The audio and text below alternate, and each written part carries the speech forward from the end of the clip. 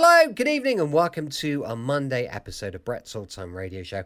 Thanks for joining me once again for a regular late-night visit to those dusty studio archives right here in beautiful Costa Calada region of southern Spain. I'm Brett, I'm your host for our Nighttime Podcast. Hope you had a good day. I hope your week started off well. I'm sure it has, because that's the kind of person you are. A positive person who just spreads positivity. So, for me, you've probably had a brilliant day. If you'd like to find out a little bit more about us, you could do that at dayslikethis.life. But right now, it's time to chill out, make yourself comfortable, forget about the day's chores and anything that happened throughout the day today, because we're just going to settle down with an episode of Suspense. This one first broadcast on the 25th of January 1945. It's called Drury's Bones. Now, Roma Wines present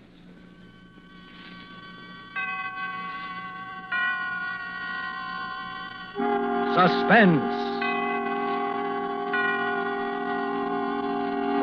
Tonight, Drury's Bones, starring Boris Karloff. Suspense is presented for your enjoyment by Roma Wines. That's R-O-M-A, Roma Wines. Those excellent California wines that can add so much pleasantness to the way you live, to your happiness in entertaining guests, to your enjoyment of everyday meals. Yes, right now a glass full would be very pleasant, as Roma Wines bring you Suspense.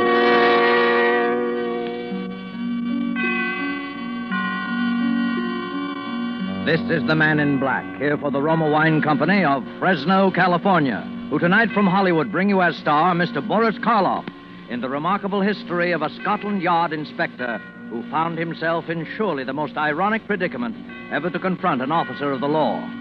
And so, with Drury's Bones, and with the performance of Boris Karloff, we again hope to keep you in suspense. The events that are covered in this report began on the night of December the 28th, 1910, although I didn't know it at the time. But it was on that night that I opened my eyes to discover that I was lying behind some trash barrels in a dark London alleyway. Thunder was ripping the skies apart, and the sheets of rain that were pelting on my unprotected body had soaked me to the skin. My head was aching unbearably. As I automatically tried to rise, I found I was so dizzy that I had to hold on to the barrels for support. I reached up to feel of my head. My hair was a mass of clotted blood. In my numb mind, I could feel only one urge. I had to find a lighted building somewhere where someone could get me warm clothing and call a doctor. It seemed hours before finally I saw an office building in which a light was burning, and gratefully stumbled in its direction.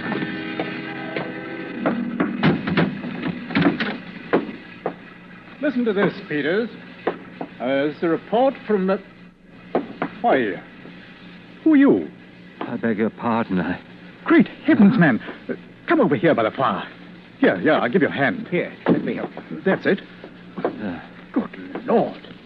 Look at that head. Peters. Yes, sir. You better call the doctor. Right, sir. Let's get some of these wet clothes off, eh? Easy now. This is very kind of you. Now the trousers. That's it. Robbed, eh? I suppose so. Suppose? Yes. You see, I don't know. Oh, come, sir, you must know whether or not you had a pocketbook. There's nothing here now, certainly. There's nothing? Who are you, by the way? What?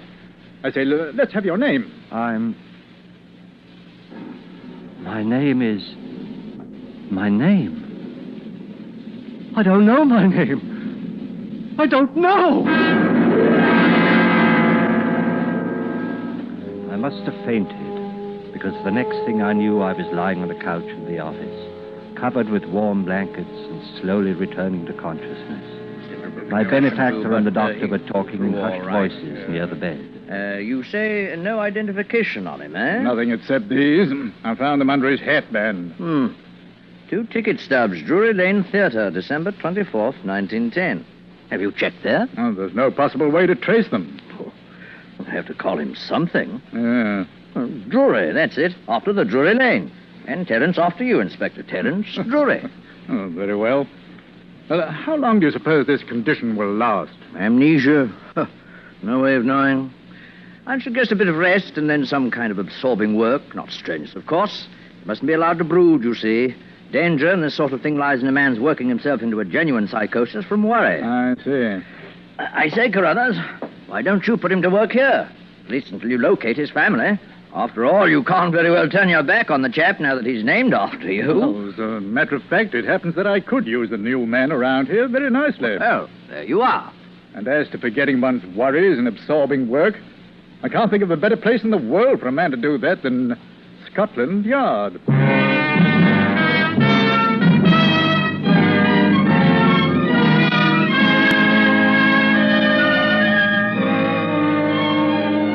Tonight for Suspense, Roma Wines are bringing you Mr. Boris Karloff, whom you've heard in the prologue to Harold Swanton's radio play, Drury's Bones. Tonight's tale of Suspense.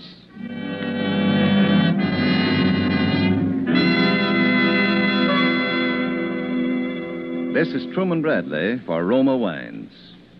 When you listen to the friendly advice of Miss Elsa Maxwell about hospitality and gracious living, you realize that here is an authority who talks plain common sense all the time. I'm talking to men as well as women when I say that the finest hospitality is always simple, sincere, moderate, and natural, never the opposite. And so I am always emphasizing that the nicest, simplest, most sincerely flattering hospitality is to serve your guests some Roma sherry. With its golden amber color, its delicious, tangy, nut-like flavor. It's not only supremely enjoyable before dinner or in the afternoon, it's smartly correct, a genuine compliment to your friends and to yourselves. And please don't worry about special glasses. It is perfectly correct to use any nice glasses that are handy. Well, Miss Maxwell speaks more authoritatively than I can, but I will add this. Roma sherry, like all famous Roma wines made from California's magnificent sun-ripened grapes, brings you all their fine flavor, aroma, and color, is unvaryingly good, always enjoyable, thanks to the age-old wine skill of Roma's noted wineries located in the choicest vineyard areas of California. Yet all this goodness and pleasure is yours for only pennies a glass. Remember, more Americans enjoy Roma than any other wines. Roma, R-O-M-A, Roma wines. And now it is with pleasure that we bring back to our soundstage Boris Karloff as Inspector Terence Drury, who resumes his report on the case entitled Drury's Bones, a tale well calculated to keep you in suspense.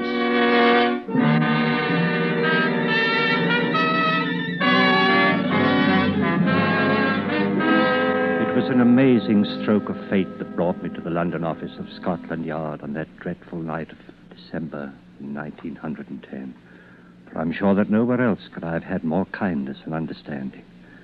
Of course, at first the strain was almost unbearable. I had absolutely no recollection of my past.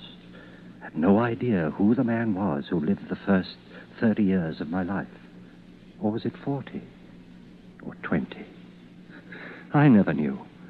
But Carruthers judged me to be about 30, so I came to regard that as my official age.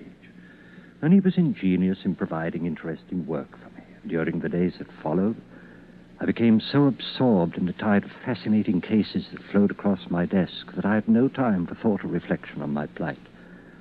My own dossier at last reached what is called the inactive file and was gradually forgotten. In short, my present and my future became so interesting that I came to regard my past as a closed book. And so it was. As a full-fledged inspector, I reported one day in May of 1930 to Chief Inspector Carruthers. Oh, hello, Drury. Have a chair. Thanks. Cigar? Yes, I will, thank you. Havana, eh? Decently prosperous for a Scotland Yard man, Inspector. Sure you're not involved in a scandal of some sort? I'm sorry, old boy. Gift from my niece. Have a light. Only one other conclusion, then. You're about to cancel my holiday. Well, as a matter of fact... Murder in Soho, I suppose. No, not in Soho. In Clovelly. Clovelly. Clovelly. It's a fishing village in Devon. That's it. Bit of a resort town, too, you know. Thought you might be able to combine business with pleasure. I do need a rest, you know. Now, I have here a letter from a Mr. John Stanhope who resides in Clovelly. It seems he unearthed a human skeleton in his backyard, apparently buried there for years. Oh, it'll just be a matter of securing a routine report on the case, perhaps questioning this Mr. Stanhope and possibly a few of the local residents. Then you can pop down to Torquay and bask in the sun for a few days. Ever been in North Devonshire? I avoid it religiously. I'm allergic to moors. Well, what do you think of it? Well, if it were anyone else but you, Carruthers. I suppose I'd better write this all down. John Stanhope, right? Mm-hmm. Do you have his address? Oh, there's no such thing as an address in Clovelly. There's only one street. But you won't have any trouble finding it. Oh. From what I hear, the townspeople will be quick enough to tell you all about the place where the bones are buried.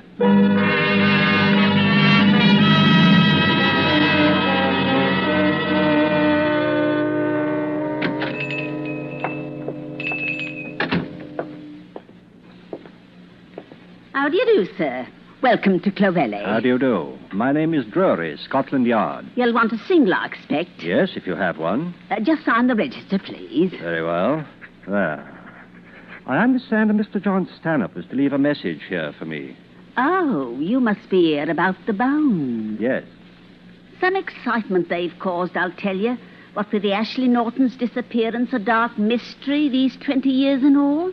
Who were the Ashley Nortons? Lived in that house 20 years ago, they did. That would be just about the time the body was buried, wouldn't it, sir? Yes. Did you know them? Never did see her. Saw him once or twice. Strange pair they was. Unsociable. Keeping themselves to themselves night and day in that house on the cliff. No telling what went on behind them doors. What do people think went on? There's some that thinks that what went on was murder. Murder? Why? There's those who knows the reasons better than I. I'll leave it to them to tell. Very well. Let's see, I signed this book too, don't I? Oh, no, sir. That's our permanent register for new guests. But you've been here before. I? Why, no. I've never been here before in my life. Oh, that's odd. For a moment, I thought I'd seen you here before sometime.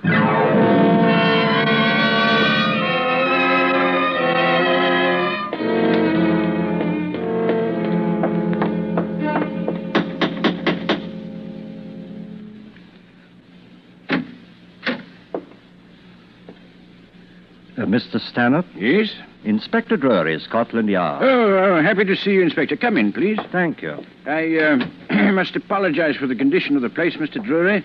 The events of the past few days have been a bit upsetting, to say the least. I should think so. Like a spot of sherry? Why, thanks, yes. I had rather an enlightening conversation with Mrs. Tumley at the inn last night. Oh? Seems the townspeople are quite certain it was a case of murder involving some people named Ashley Norton. Yes, Roger Ashley Norton. His wife was named Sarah. Did you know them? Oh, no. I'd never met them. Very few people had. You see, that was 20 years ago. The house originally belonged to my brother. He died in 1925, and I didn't come into the property until after that. I know it's natural to jump to the conclusion of murder when one uncovers human bones, but is there any reason to suspect a motive? Did anybody disappear suddenly? No one but the Ashley Nortons. I see. There's nothing to go on but gossip, and it's all highly circumstantial, of course. Ah. You see, my brother was renting this house to them furnished by the year, payable in advance, and so he rarely had occasion to call on them. But when the regular check failed to arrive on time, he paid them a visit. The house was vacant, and it was immediately clear that no one had lived in the place for the last 2 months. Your brother made inquiries, of course. Oh, yes. No one had seen or heard from them for at least 2 months before. And what date was that, Stanhope? Now, let me see. That was December of 1910.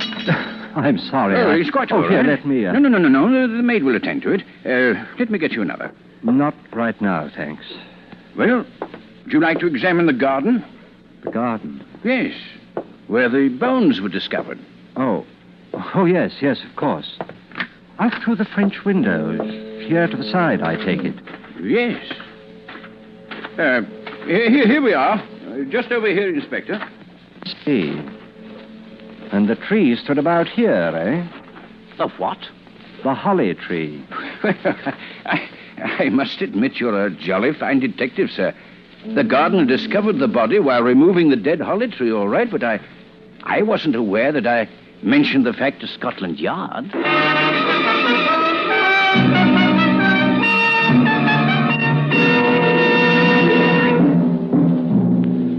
It was in my room at the inn late that night that I first began my notes. I include them now in this report, just as I wrote them then. Clovelly, Devon, May 18, 1930. The feeling that this is all a book that I've read or a play I've seen somewhere in the past has taken hold of my very soul. And the terror that grips me when I think of the future makes rational thought very difficult. But nevertheless, I have resolved to pursue the investigation until I am certain that there is no further doubt. I must discover someone who knew Ashley Norton intimately, his profession, his habits, his personality. I think I must risk tomorrow another talk with Mrs. Tumley. But meanwhile, I shall withhold any further report to Carruthers.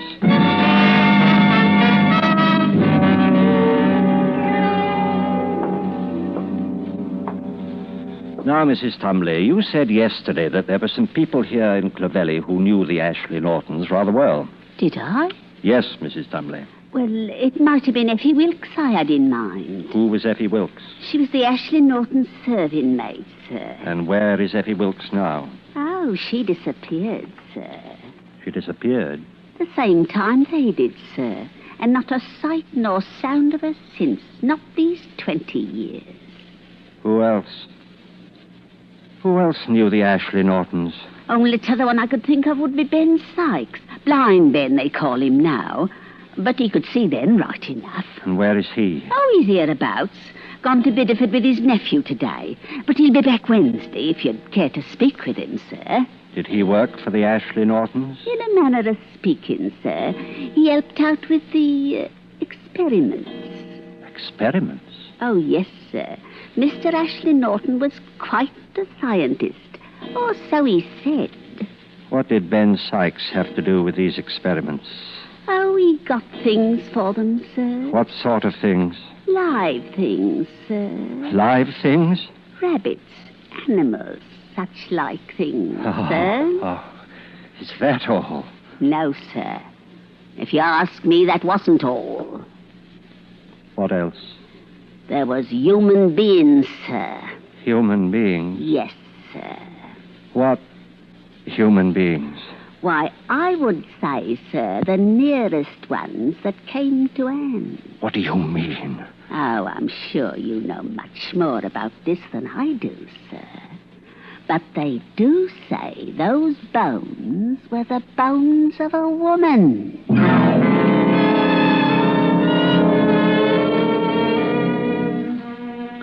Carruthers wired today that he expects to locate the serving girl, Effie Wilkes, within a matter of hours. That means at least that she's alive. And it also means that our testimony will complete the case. And I can no longer deceive myself as to the outcome.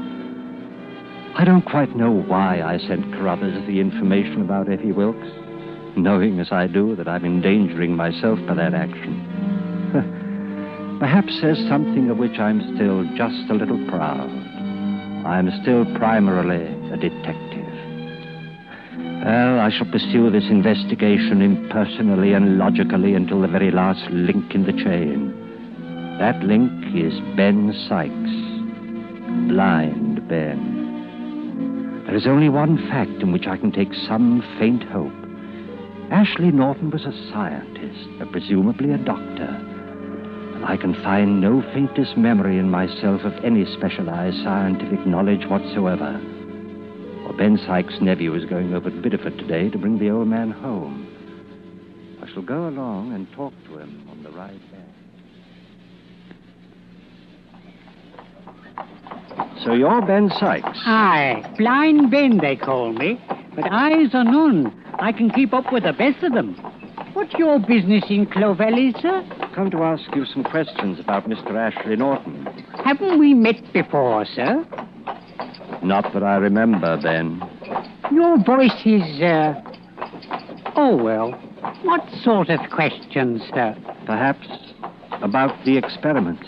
I'll say naught of the experiments, sir. They were the master's private business. Very well. Did you know Mrs. Ashley Norton? Sarah Ashley Norton? I did, sir. And no finer woman ever walked the earth. Did he love her? He loved her more than life itself, but... But what? Well, she helped him with his experiments.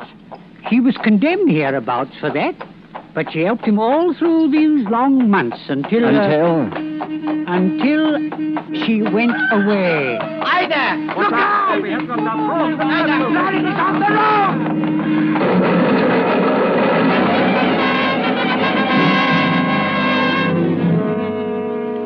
The last I remember was the sickening sway of the wagon as it overturned in the ditch to the left of the road. I must have hit my head on something and lost consciousness just for a moment. Help me with him. Otto! Oh, I say, there's a nasty gash on his leg there. What about the other? Take care of Ben. Right. I'll look to the inspector. Right. There you are, old fellow. Now. Inspector, you all right, sir? I believe so. Here we are. There you are, sir. Thank you. Is Ben all right? Oh, he's hurt. His leg. I've sent for the doctor. Let me have a look at it. Oh, yes, sir. No, don't roll it back. Huh? Now get me a knife. Oh, here you are. Now help me with this. Here. Ah. That's it. Compound fracture and bleeding pretty badly. Have you a handkerchief? Ain't clean enough for a bandage. It isn't a bandage. Now get me a small stick. Oh. That's it. Now around here, just below the patella. Now hold on to that and relax it when I tell you. Yes, sir. Tibia and fibula, both compound. Dislocation of the talus. Need x-ray immediately. What? I didn't know you was a doctor, sir. Huh? What? Neither did I.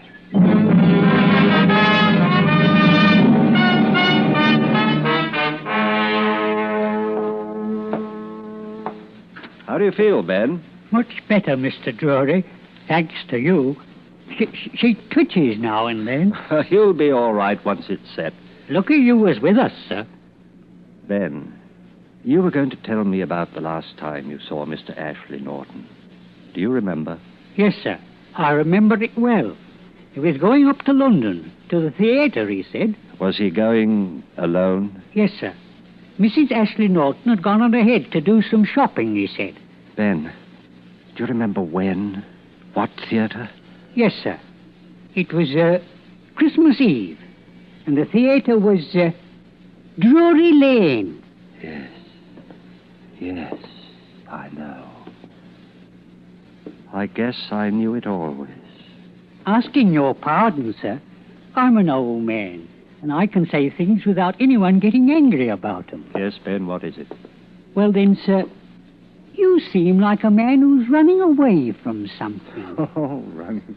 I wouldn't run away from it any longer, sir, if I was you. Ben, I believe you're the only one of us who isn't blind.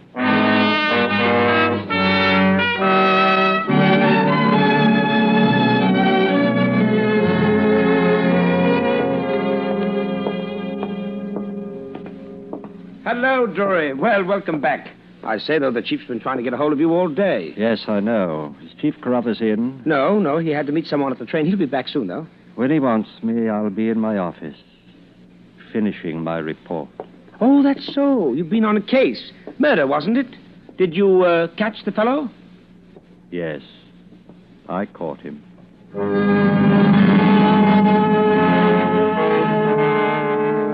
There's little now that needs to be added. Christmas Eve, Drury Lane Theatre. And Ashley Norton went alone, he said, because his wife Sarah had gone on ahead.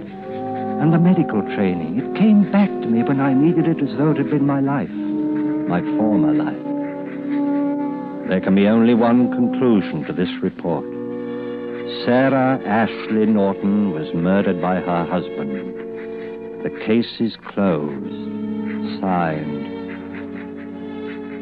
Roger Ashley Norton, formerly Terence Drury.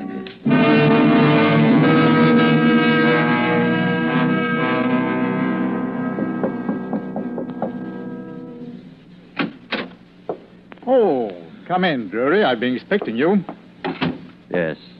Here's my report, sir. And there's time enough for that. If you don't mind, I'd rather you read it now. I'd like to get it over with. Yes, but, you know, we finally traced the serving girl, Effie Wilkes. Yes. If you don't mind. And through her, we traced someone else. Does it really matter now? I think perhaps it does. You may show in the witness, Peters.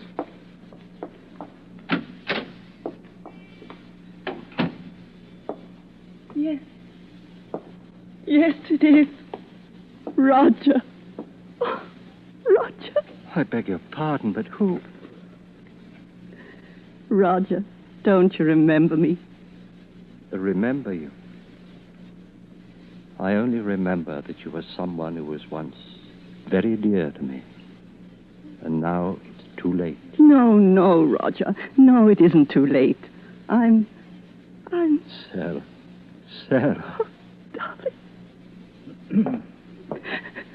You see, Drury, or rather, Mr. Ashley Norton, it seems you and your wife did go to the Drury Lane Theatre on that Christmas Eve 20 years ago, and that very night you were both to go on to Paris. Then at the last moment you ran into some chap who begged you to deliver a lecture the next day. You agreed, and Mrs. Ashley Norton went on ahead. You were to meet her in Paris in 2 days. Oh.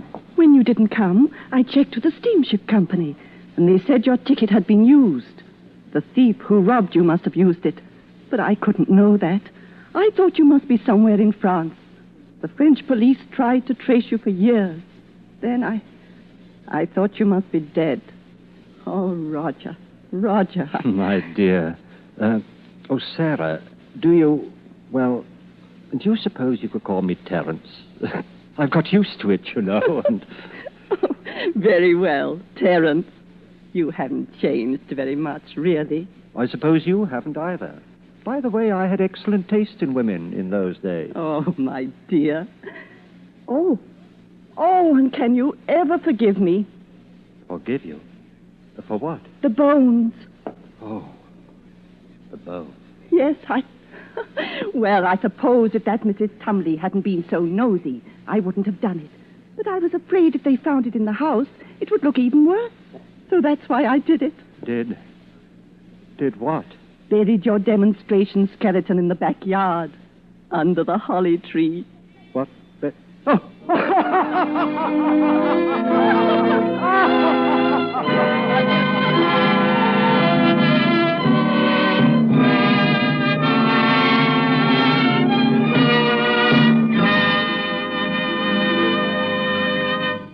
And so closes Drury's Bones, starring Boris Karloff. Tonight's study in Suspense. Suspense is produced, edited, and directed by William Spear. There is no reason at all, Elsa Maxwell says, why everyone should not have the enjoyment of Roma wines with everyday meals and when entertaining friends. These superb wines of California are so delightful to the taste, so very delicious with food, so smartly complimentary to friends who are your guests. It seems a shame to me that some people still miss out on such wholesomely simple, moderate, and inexpensive pleasure. But of course, Miss Maxwell, millions already do know and enjoy Roma wines. In fact, more Americans enjoy Roma than any other wines. And that can only mean Roma wines are California's finest, always extra good, unvaryingly fine in flavor and quality, yet only pennies a glass.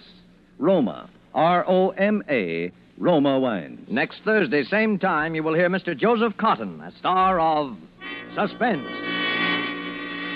Presented by Roma Wines, R-O-M-A, made in California for enjoyment throughout the world. This is CBS, the Columbia Broadcasting System. Welcome back. I hope you enjoyed tonight's episode of Suspense. Don't forget, we'll be back with Sherlock Holmes and Dr. Watson going live at 5 p.m. UK time tomorrow. Thanks for listening. I'm here with you 7 days a week, each and every week, and I'll See you tomorrow on Brett's Old Time Radio Show. Love you, bye.